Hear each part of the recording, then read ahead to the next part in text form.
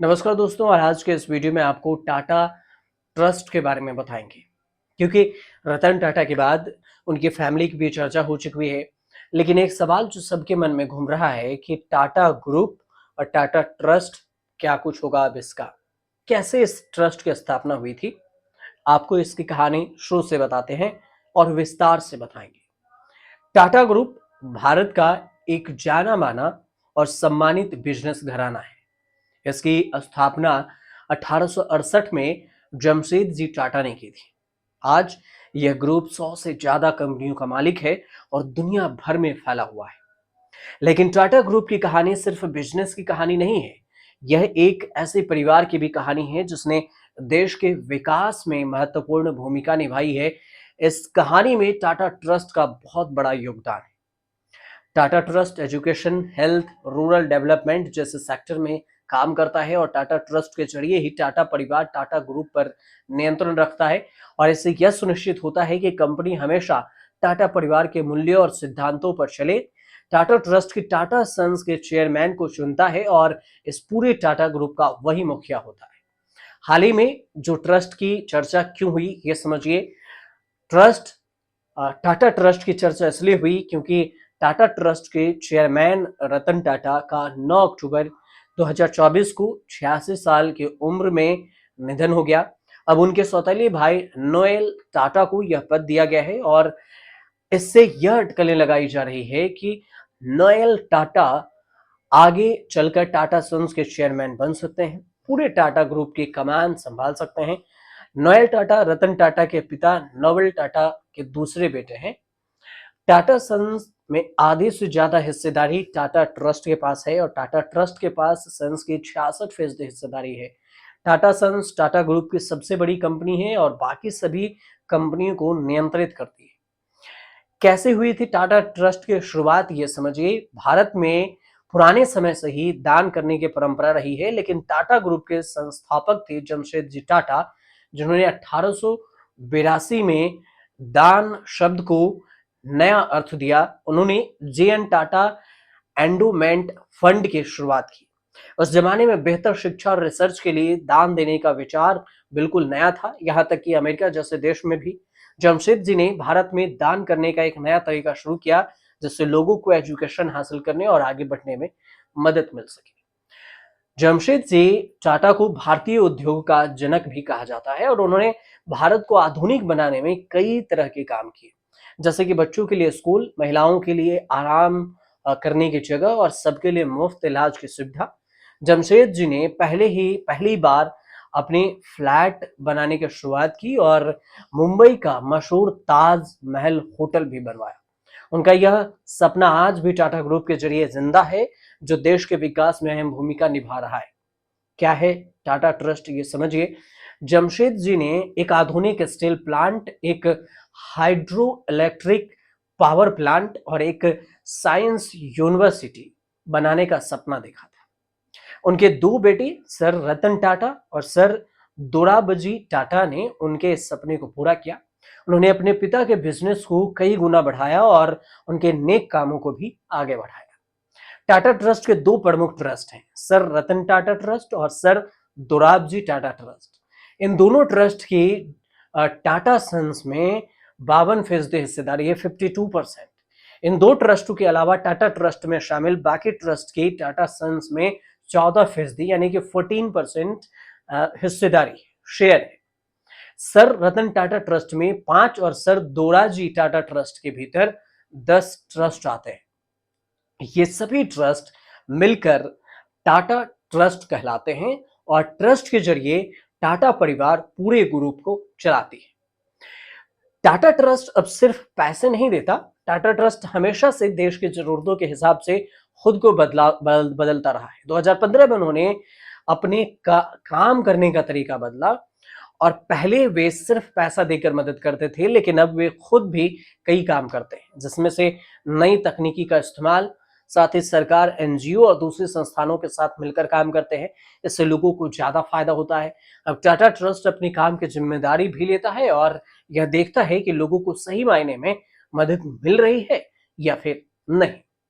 Tata trust पिछले 125 सालों से देश के लोगों की जिंदगी बेहतर बनाने में लगा हुआ है और टाटा ट्रस्ट ने ही भारत का पहला कैंसर अस्पताल बनवाया था।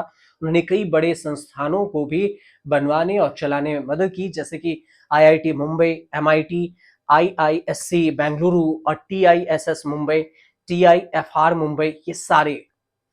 सर रतन टाटा ट्रस्ट की स्थापना 1919 में हुई और वह भारत के सबसे पुराने दान संस्थानों में से एक है। अब नवाब बाजी रतन टाटा ट्रस्ट 1974 में सर रतन टाटा की पत्नी नवाज बाजी की याद में बनवाया गया था और यह सर रतन टाटा ट्रस्ट के साथ मिलकर लोगों को आर्थिक मदद करता था। Tata education and development trust 2008 में बनाया गया। यह लोगों को भलाई के लिए काम करता था और देश के विकासों के लिए योगदान देता था। बाई हीराबाई जे एन टाटा और इसके अलावा जो नवसारी चैरिटेबल इंस्टीट्यूशन है, ये ट्रस्ट 1923 में ही बनाया गया। इसी ट्रस्टी ये यही इसी ट्रस्टी के लोग सर रतन टाटा ट्रस्ट में भी ट्रस्टी हैं और सार्वजनिक सेवा करते हैं। 1975 में बनवाया गया इस ट्रस्ट से। यह लोगों को इलाज के लिए खर्चा करता है और पढ़ाई के लिए स्कॉलरशिप भी देता है। वहीं पर अगर दूसरे ट्रस्ट की बात करें कि जो इनका दूसरा ट्रस्ट है उसकी अगर दूसरी ट्रस्ट की बात करें तो एक है सर दोराबजी टाटा ट्रस्ट जो 1932 में बनाया गया। यह भारत के सबसे पुराने ट्रस्ट में से एक है और यह बिना किसी भेदभाव के सभी लोगों की मदद करता है।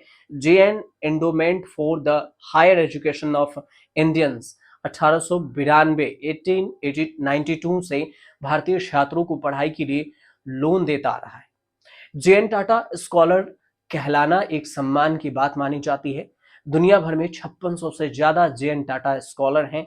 जेआरडी टाटा ट्रस्ट 1944 में बनाया गया था और यह संस्थानों को दान देता है और देश के विकास के लिए काम करता है। यह भारत में पढ़ाई के लिए स्कॉलरशिप भी देता है। टाटा ट्रस्ट जो 1974 में बनाया गया था, यह संस्थानों में दान देता है और देश के विकास के लिए काम करता है। कुछ जे.एन. टाटा स्कॉलर्स को मुफ्त में भी दान देते हैं। जेआरडी एंड थिल्मा ट्रस्ट जो है 1991 में बनवाया गया था और यह भारत में महिलाओं की भलाई, शिक्षा, स्वास्थ्य और विकास के लिए काम करता है। कई सारे ट्रस्ट हैं इनके जिस पे काम हो रहा है, जैसे टाटा एजुकेशन ट्रस्ट भी है, टाटा सोशल वेलफेयर ट्रस्ट है, आरडी टाटा ट्रस्ट है 1990 में बनाए गए। ये मुख्य रूप से ये संस्थान है जो दान देते हैं।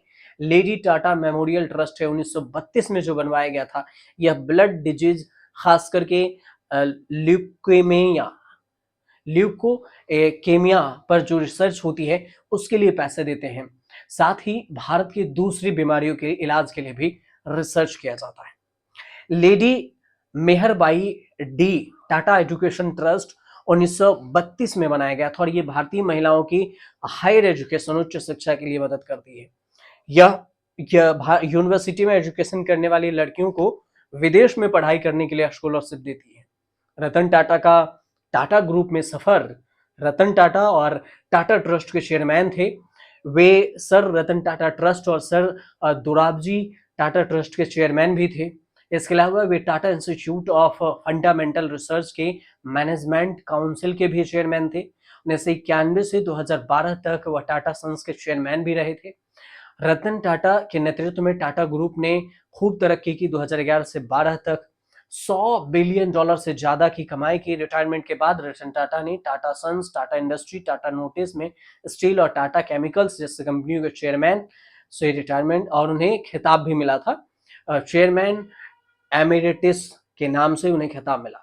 लेकिन रतन टाटा ने 1962 में जो एक टाटा ग्रुप ज्वाइन किया था, कई कंपनियों में काम करने के बाद 1971 में उन्हें national radio and electronics company का डायरेक्टर इंचार्ज बनाया गया।